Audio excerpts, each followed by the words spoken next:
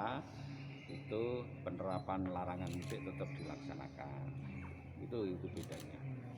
Berarti sampai tanggal perpanjangannya Pak? Sama 2 minggu. 2 minggu. Pelarangan mudik ini apakah disertai sanksi Pak? Nanti mekanismenya seperti apa penerapannya? Di dalam instruksi itu tidak ada sebutan sanksi gitu.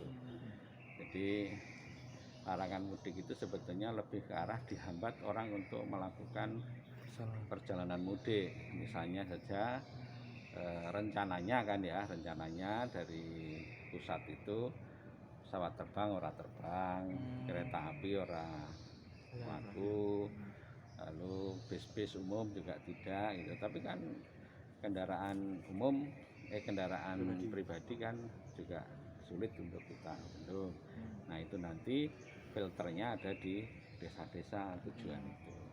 Desa-desa cara memfilternya nanti pun Pak? Ya sama dengan kalau di Juk itu tidak dijelaskan di dalam tapi arahan Pak Gubernur, desa-desa itu akan melakukan screening untuk mengarahkan supaya yang bersangkutan melakukan isolasi. Pak, kalau seandainya sebelum larangan itu sudah curi start Gimana? Kan itu Ya nggak bisa ditolak mesti nanti rencana menghentikan angkutan umum dan lain-lain itu kan ya pasti pada saat tanggal larangan itu sebelumnya.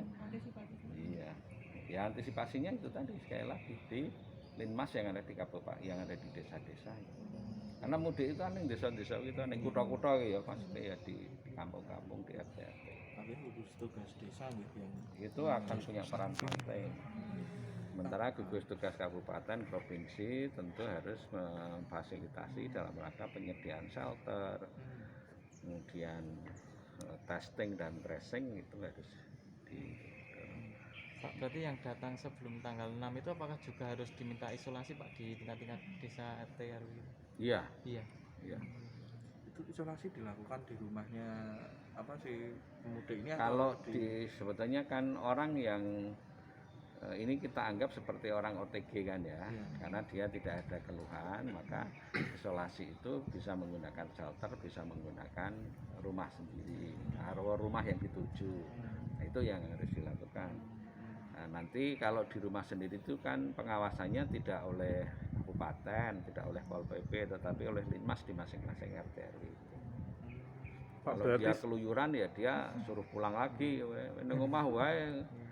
Kok diteri rantangan, misalnya. Kalau shelter artinya shelter kelurahan itu ya Pak? Iya, shelter kelurahan.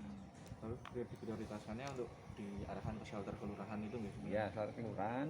Tapi kan juga daya tampungnya juga tidak banyak, terbatas. Jadi pasti nanti akan lebih banyak di rumah. Jadi nanti pasti petugas di tingkat kelurahan, di tingkat RT RW itu akan mengarahkan kalau di rumahnya itu memang tidak memungkinkan ada jaga jarak, maka itu yang akan prioritas masuk ke shelter.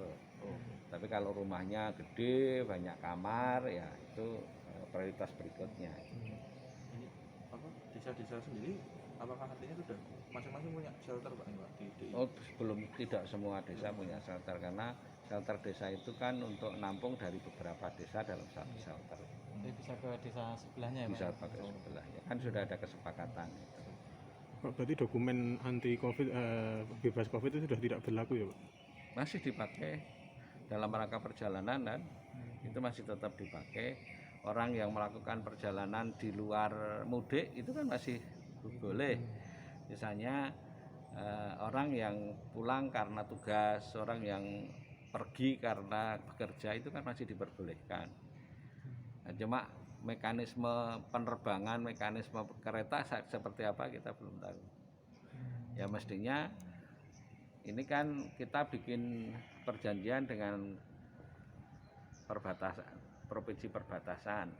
Kalau orang bekerja itu surat 1 kali saja sudah bisa dipakai, ya, dan itu tidak diperlukan antigen misalnya gitu. Tetapi kalau dia memang dari Jakarta misalnya karena tugas ke Jogja, ya dia harus pakai antigen atau genus atau